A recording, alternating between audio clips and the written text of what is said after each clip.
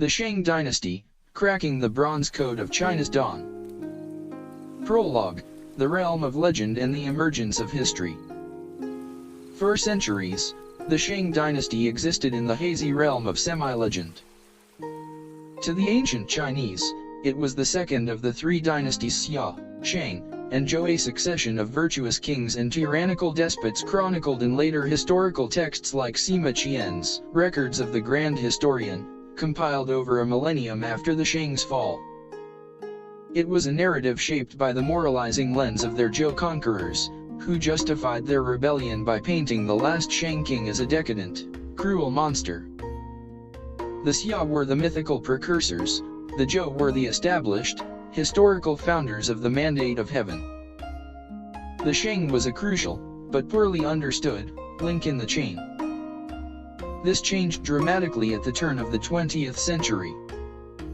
In 1899, a scholar and antiquarian named Wang Yurong, suffering from malaria, was examining dragon bones, fossilized animal bones and tortoise plastrons ground into powder for traditional medicine. He noticed something extraordinary on these bones, intricate, ancient scratchings that bore an uncanny resemblance to modern Chinese characters. These were not random cracks, they were a sophisticated, archaic script. His discovery sent shockwaves through the academic world. The source of these oracle bones was traced to a site near the modern village of Xiaotun, in Anyang, Henan province. Systematic excavations began in 1928, led by the newly formed Academia Sinica. What they unearthed was nothing short of China's Atlantis, the last great capital of the Shang dynasty, Yin. The ruins of Yingxu, the wastes of Yin, revealed a vast, complex urban center with palatial foundations, royal tombs, workshops, and, most importantly, huge caches of these inscribed oracle bones. For the first time, the Shang stepped out of the shadows of myth and into the clear light of history. The inscriptions provided direct, contemporaneous testimony, a window into the politics, religion, warfare, and daily life of a Bronze Age civilization that flourished over 3,000 years ago. This is the story of the Shang dynasty, not as a Zhou parable, but as it is known through the very words it left behind. Part 1. Origins and the historical framework. The traditional chronology places the Shang dynasty from approximately 1600 to 1046 BCE. It succeeded the legendary Xia dynasty and preceded the Zhou dynasty. The story of its founding is encapsulated in a classic trope of Chinese historiography, the virtuous rebel overthrowing the decadent last ruler. According to later texts, the final Xia king, Ji, was a tyrant of legendary proportions, given to orgiastic excess and cruelty. In his place rose Tang, the founder of the Shang, a lord from the eastern lands of the Yellow River Plain. Portrayed as wise, humble, and just, Tang gathered allies and, in a decisive battle, defeated Ji, establishing the new Shang dynasty. The grand pronouncement, attributed to him in the Book of Documents, echoes the later Zhou concept of the Mandate of Heaven. He claimed he did not dare rebel, but was acting on the will of the Supreme God, Di, to punish the Xia's misrule. The Shang's core territory was the central Yellow River Valley, a region of lowest soil highly suitable for agriculture. Unlike the later, more centralized empires, Shang control was not contiguous. It was a hegemonic network state centered on a royal capital, from which the king and his armies could project power over a surrounding network of allied, subservient, and hostile polities. The dynasty was peripatetic in its early centuries, moving its capital at least 5 times, likely due to floods, political instability, or the exhaustion of arable land. It was only with the move to Yin during the reign of King Pangang that the capital became fixed for the remainder of the dynasty. The Shang state was a theocratic monarchy of the most profound kind.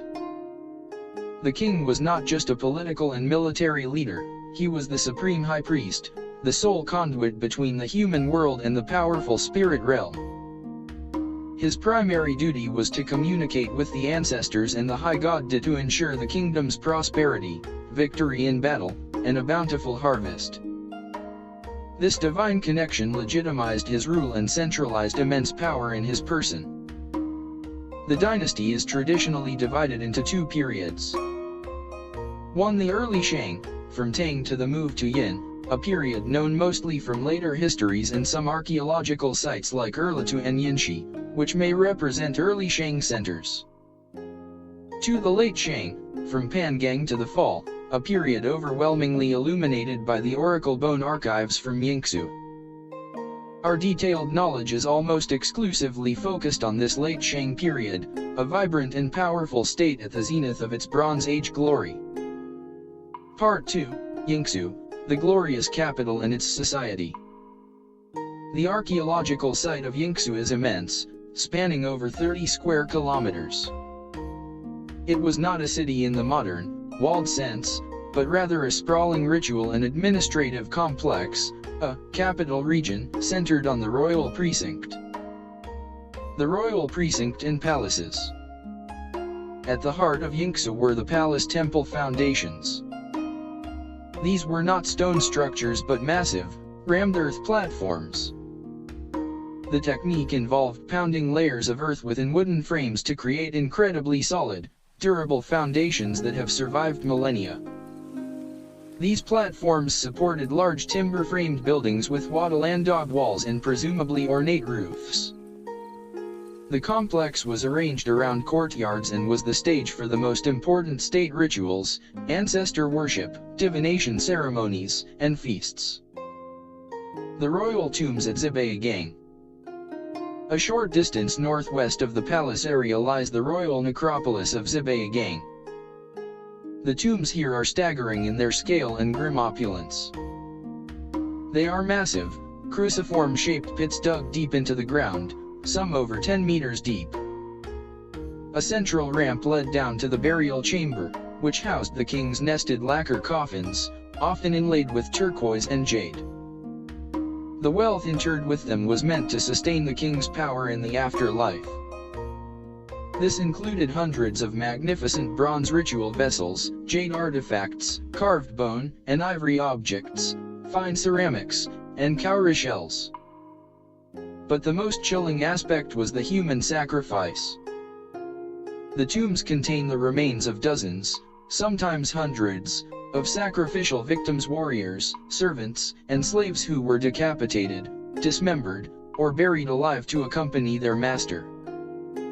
Chariots complete with horses and charioteers were also interred.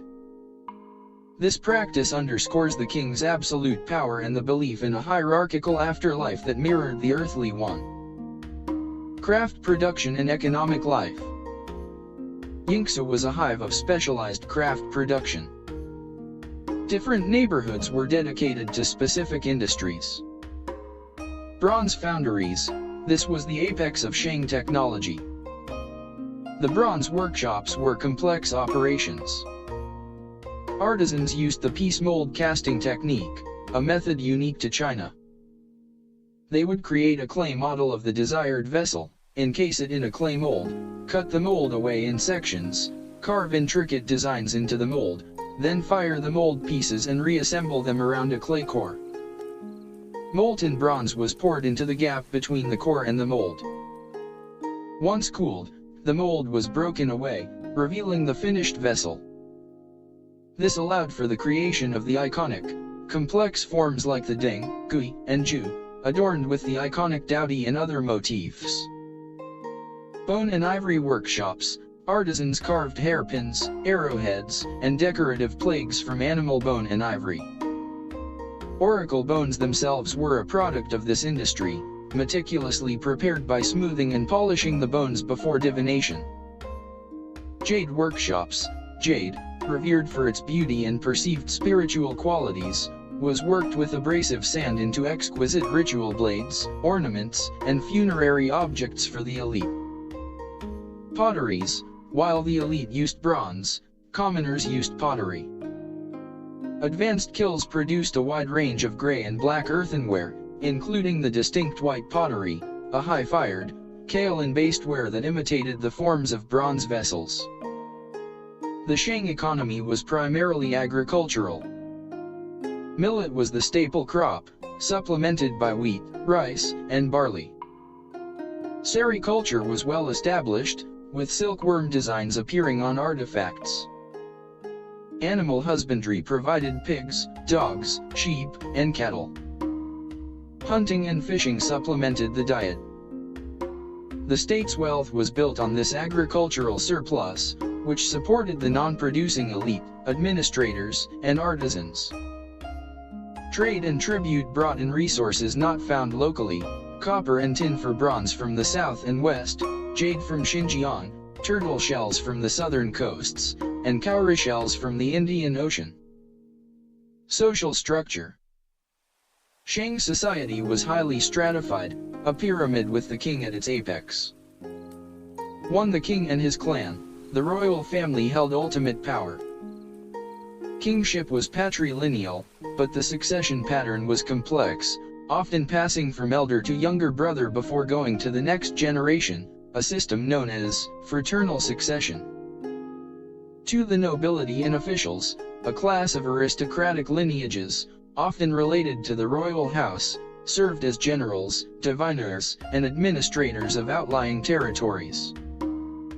They lived in relative luxury and were buried with bronze and jade. The commoners. The vast majority of the population were farmers, conscripted as soldiers in times of war. They lived in semi-subterranean pit houses, worked the land, and owed labor and military service to the elite. The artisans and craftspeople, highly skilled but likely attached to elite households or the state, these individuals produced the material culture that defined Shang civilization. The slaves and captives. At the bottom were prisoners of war and slaves, often referred to in oracle bones as the qian, a generic term for Western enemies. They provided the brute labor for construction projects and, most tragically, were the primary source of human sacrifices in rituals and tombs. Their lives were entirely disposable in the eyes of the Shang state. Part 3, The Oracle Bones, a dialogue with the gods. The oracle bones, known in Chinese as jiaguan, are the world's oldest surviving form of systematic Chinese writing and the single most important source for understanding the Shang. Over 150,000 fragments have been recovered, containing about 4,500 distinct characters, of which roughly one-third have been deciphered. The divination ritual. The process was a formal, state-sponsored ritual directed by the king and his court diviners. Preparation. Turtle plastrons or bovine scapulae were carefully collected, cleaned, and smoothed. Pits or grooves were drilled into the back of the bone. The question. A specific question was formulated, often beginning with a preface: crack making on Gaiwei Day, K divining. The topic was then stated. The questions were incredibly diverse. In the next 10 days, will there be no disaster? The king should follow Zhonghang to attack the Beifang, the Di will confer assistance on us. If we raise 3,000 troops to attack the Tufang, will we receive Di's support? It is Lady Hao who is causing the king's toothache. Should we hunt at Ji? The hunt will not bring disaster. Will the childbearing of Lady Hao be good? Lady Hao gave birth, it was not good. It was a girl. 3. Application of heat. A hot metal rod was applied to the drilled hollows. The heat caused the bone to crack on the front. For interpretation, the king, or a skilled diviner, interpreted the pattern of the cracks as an auspicious or inauspicious answer from the spirits. The interpretation was then often carved into the bone next to the cracks. 5. Verification. Sometimes, the actual outcome was later carved onto the bone: it really did rain, or we actually captured 15 prisoners. The spiritual worldview. The oracle bones reveal a complex cosmology. At the top of the pantheon was Di. Di was a powerful, transcendent deity who controlled the weather, harvests, victory in battle, and the fate of the city-state. He was not an ancestor but a capricious force who had to be appeased. Below Di were the nature spirits and, most importantly, the royal ancestors. The Shang believed that their deceased kings and powerful consorts retained influence in the spirit world and could intercede with Di on behalf of their living descendants. A displeased ancestor could cause illness, military defeat, or drought. Thus, the core of Shang state religion was ancestor worship. The kings made regular, scheduled offerings of food, wine, and animals to their forebears to secure their favor. This created a divine bureaucracy. The living king communicated with his immediate predecessors, who communicated with earlier kings, who could eventually petition Di. This system exclusively legitimized the Shang royal house, only they had the direct lineage to these powerful spirit intermediaries. The script and its evolution. The Oracle Bone script is a mature writing system, indicating a long period of prior development. It contains the fundamental principles of Chinese writing. Pictographs, direct representations of objects. Ideographs, symbols representing abstract ideas. Phonetic compound characters, combining a semantic element with a phonetic component to create new words, the system that would come to dominate Chinese writing. This script was not merely for divination. Inscriptions on bronze vessels, though shorter and more formulaic, show it was used for commemorative purposes. It was the tool of administration, the glue that held the complex Shang state together, allowing for record-keeping, communication, and the codification of ritual. Part 4. The machinery of the state, warfare, kingship, and administration. The king is supreme commander and priest. The Shang king, the Wan, was the linchpin of the entire state. His titles in the Oracle Bones are telling. He is the one man, emphasizing his unique position. His daily life was a cycle of ritual and command. He led the divination ceremonies, presided over sacrifices to the ancestors, directed military campaigns, and went on royal hunts, which were both a sport and a form of military training. The king's power was projected through a combination of religious authority, military might, and control over bronze production. The magnificent ritual vessels were not merely art, they were symbols of his exclusive right to communicate with the divine, used in ceremonies that reinforced the social and political hierarchy. Warfare and expansion. The Shang state was perpetually at war. Oracle bones are filled with records of conflicts with surrounding Fang or polities, the Tu Fang, Bei Fang, Ren Fang, Qian Fang, and many others. Warfare served multiple purposes. 1. Securing resources, capturing prisoners for sacrifice and labor was a primary motive. Raids on the Qiang to the west were particularly frequent for this purpose. 2. Controlling trade routes, expanding influence ensured access to vital resources like copper, tin, and salt. 3. Exacting tribute, subdued polities were forced to send tribute grain, animals, shells, and prisoners to the Shang king. 4. Defending the heartland, the Shang core was constantly threatened by nomadic or semi-nomadic groups from the north and west. The Shang military was a formidable force for its time. Its core was an infantry of conscripted peasants, armed with bronze-geared dagger axes, spears, and composite bows. However, the Shang's most devastating technological innovation was the chariot. Introduced from Central Asia around 1200 BCE, the light, horse-drawn chariot became the tank of the Bronze Age. It provided a mobile, elevated platform for archers and commanders, allowing them to strike terror into and outmaneuver infantry-based armies. Chariots were expensive, requiring specialized craftsmen and trained teams, and thus became a symbol of the aristocratic warrior class. Administration and the calendar. To manage the state, the king relied on a class of officials, many of whom are named in the oracle bones. There were diviners like K and Bin, who were powerful figures in their own right, generals who led campaigns, and administrators who oversaw lands, agriculture, and workshops. The Shang developed a sophisticated calendrical system to organize time for ritual, agriculture, and administration.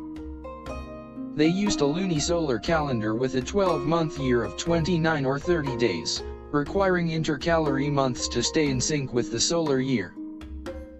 More distinctively, they used a 10-day week and a 60-day cycle, known as the stem branch or heavenly stems and earthly branches system. Each day was designated by a unique pair of signs.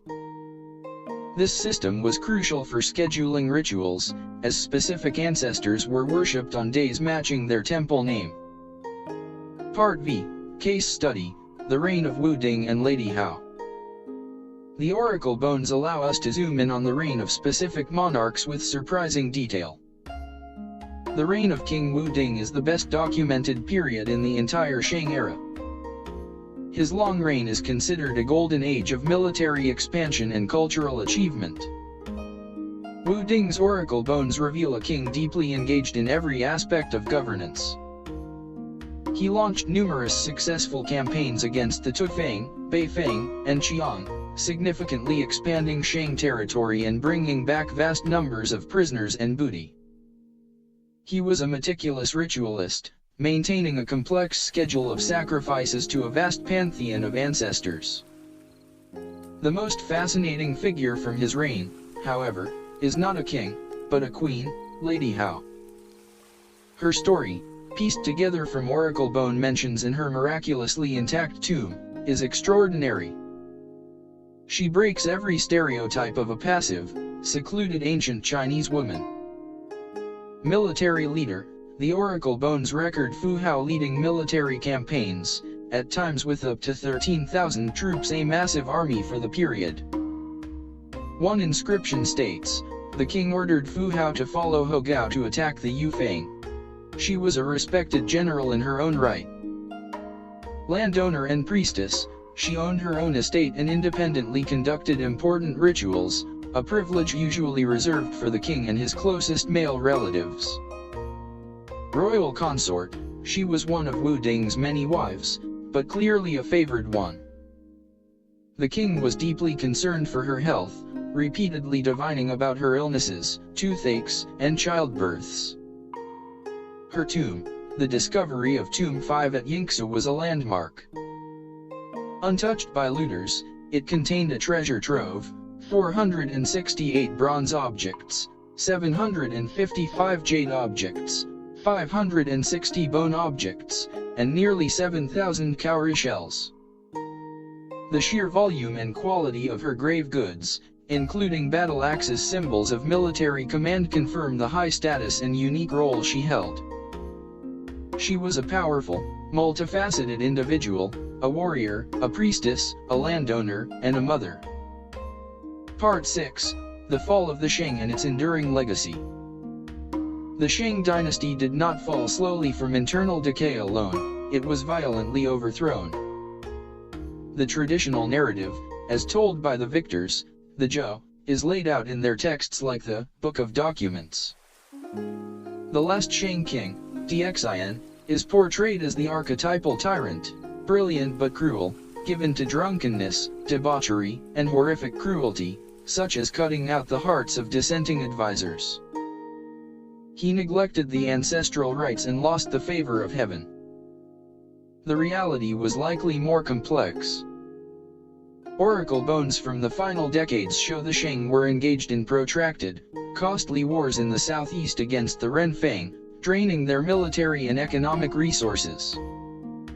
At this moment of vulnerability, the Zhou, a formerly subservient polity on the western frontier, struck.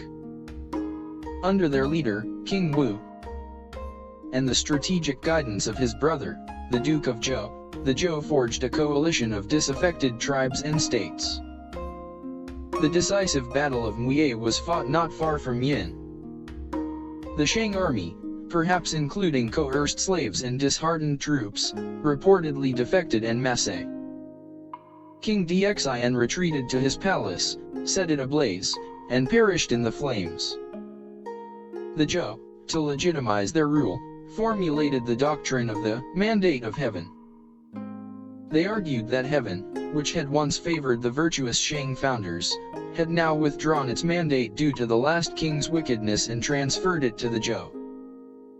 This concept would become the foundational ideology of Chinese political philosophy for the next 3,000 years, justifying both rule and rebellion. The Shang legacy. The Shang dynasty was not a false start, it was the foundational civilization of China. The writing system, the oracle bone script, evolved directly into the modern Chinese writing system. It is the root of Chinese literary, historical, and administrative culture. Bronze casting, the piece mold technique, and the artistic and ritual use of bronze vessels became a hallmark of Chinese civilization, influencing subsequent dynasties. Political structures, the centralized, bureaucratic state model, with a king at its head, was refined by the Zhou and later empires. Social and religious concepts, ancestor worship, the veneration of a supreme power, and a hierarchical social structure became deeply embedded in Chinese culture.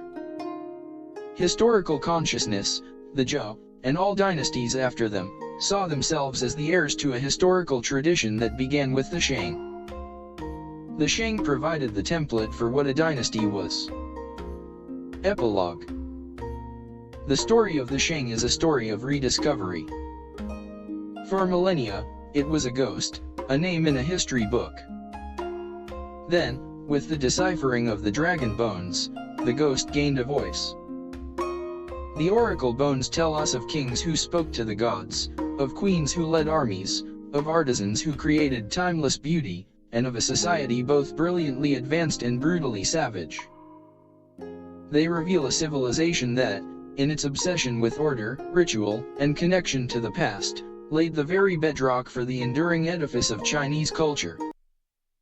The Shang dynasty is no longer a legend, it is the vibrant, complex, and undeniable dawn of recorded Chinese history.